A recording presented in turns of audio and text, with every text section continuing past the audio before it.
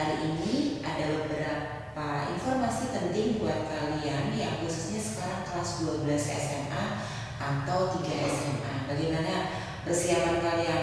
Pastinya di minggu ini sudah ada yang mulai masuk ya, dan ada juga yang baru mulai masuk lagi mungkin di minggu depan.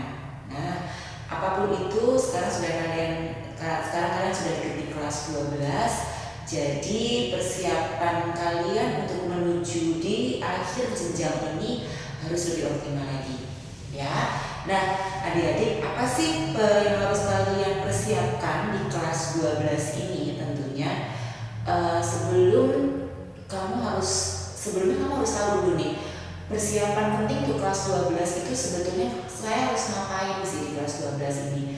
Karena kelas 12 ini adalah kelas terakhir atau kelas penghujung yang waktunya nggak ada 1 tahun, ya, paling bisa dihitung hanya sekitar aktifnya 8 bulan deh, ya. Sisanya kamu sudah harus mempersiapkan ujian masuk perguruan tinggi negeri, ya, kemudian berlibur, itu sudah sisanya tinggal di sana. Hanya kurang lebih 8 bulan kamu di kelas 12 ini. Waktunya sangat singkat tetapi padat pasti acaranya di kelas 12 ini. Nah, adik-adik, di kelas 12 ini materi untuk kita hari ini adalah judulnya apa sih yang akan aku lakukan setelah masuk kelas 12, ya. Apa yang akan aku lakukan setelah masuk kelas 12. Nah, apa yang harus kalian lakukan, ya? Yang pertama, adik-adik, karena kelas 12 ini adalah penentu, bisa dibilang penentu hidup kamu, ya. Kakak bisa bilang penentu hidup kamu. Kenapa? Ketika kamu lulus kuliah nanti, kamu sudah harus bisa menentukan, aku udah kuliah di prodi ini, berarti masa depanku seperti ini, bla bla bla. Kamu udah harus tahu semua.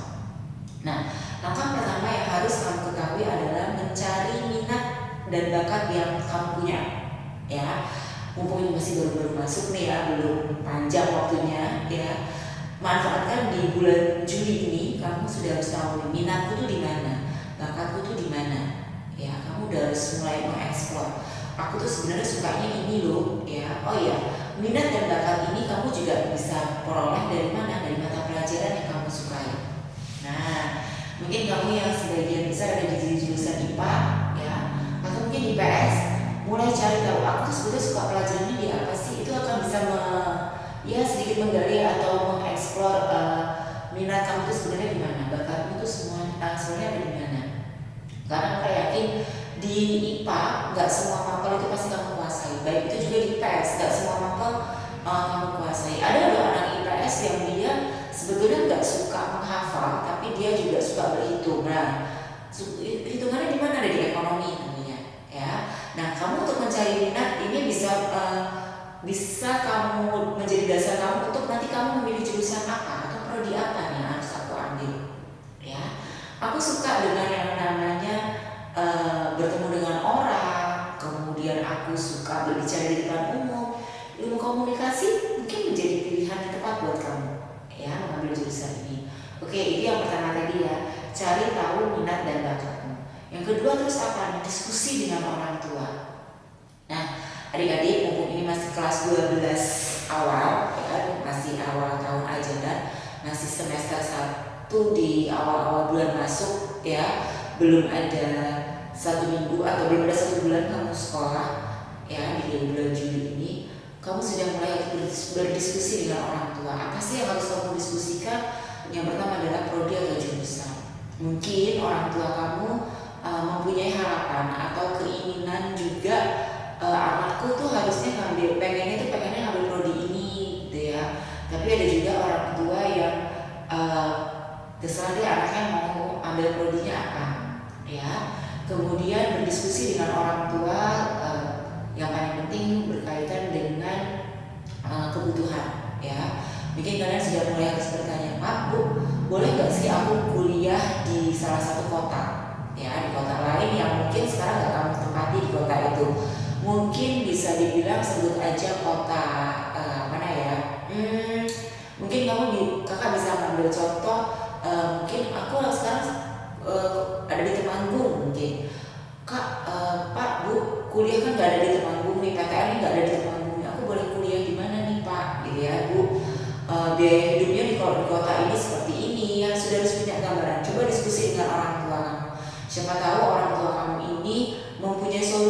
juga ya, yang tentunya bisa memberikan masukan ke kamu ya.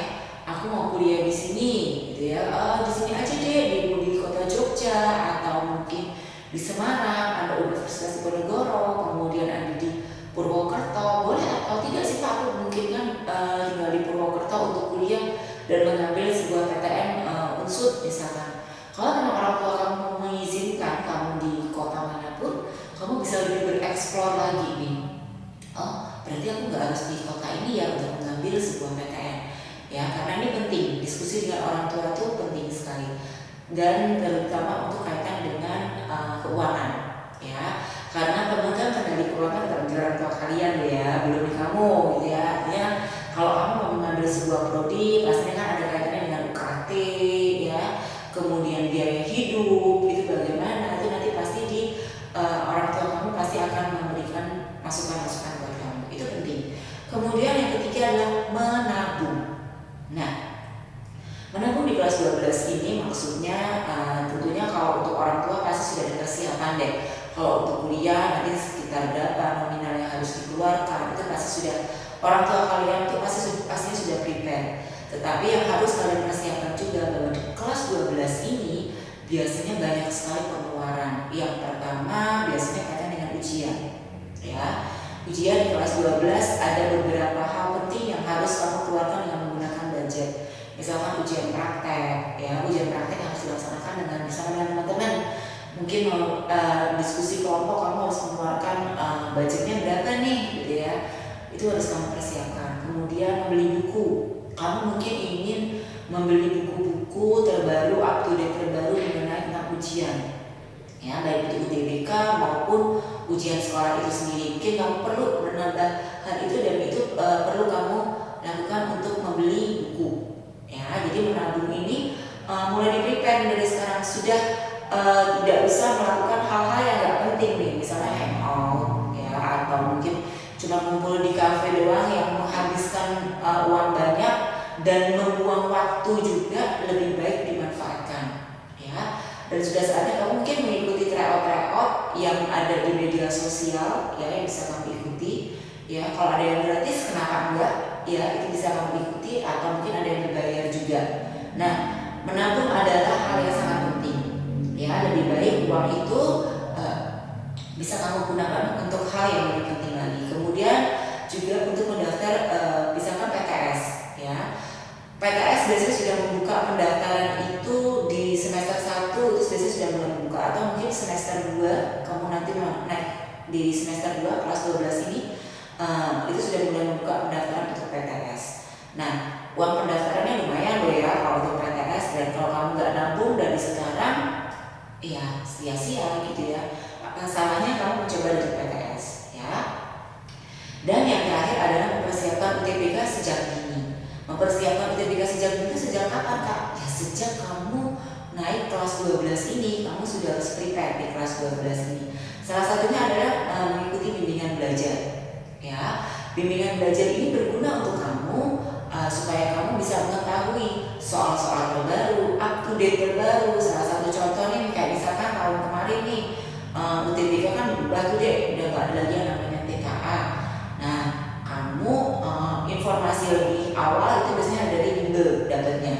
Nah, kamu bisa tahu up to date soal-soalnya gimana, kemudian tryoutnya gimana ya, dan mencari ilmu lain ya, artinya materi sekolah yang belum kamu dapatkan tapi di bimbel sudah dapat ya. Jadi mengikuti persiapan UTBK lebih dini itu lebih baik, dan dari sekarang ya.